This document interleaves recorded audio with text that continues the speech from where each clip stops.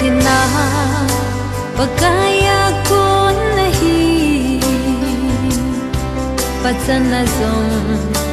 amakun zingbo et na tina lodina e piu ha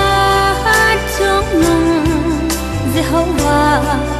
zai re lau pina tang hen in sung mi te na lo lin na ka ki pa pi be khusung mi te le na ko le na pai chen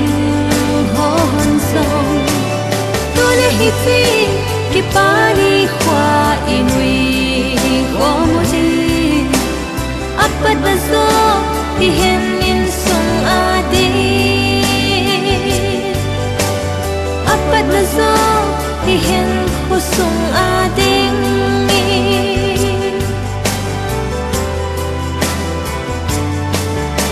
ti bung som le gop tang thum na na bol na to chan chu pa kaya pe do zingon chu ti le na thil gon bon ta lo thing ding a hi ti na ki sune in sum mi te na lo lin na ka ki pa pi be khusung mi te le na ko le na pai chen hon song tu le hi ti ki pa ni khwa inui ho mo ji apat na zo hi hen in sung adi apat na zo hi hen khusung ading mi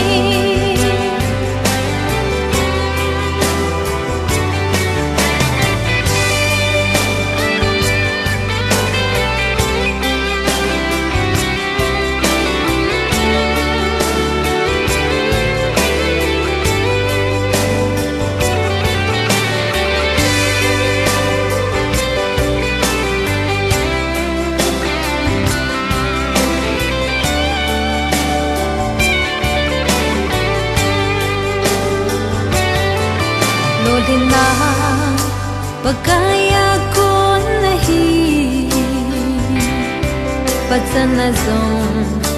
amakun zingbo et na tina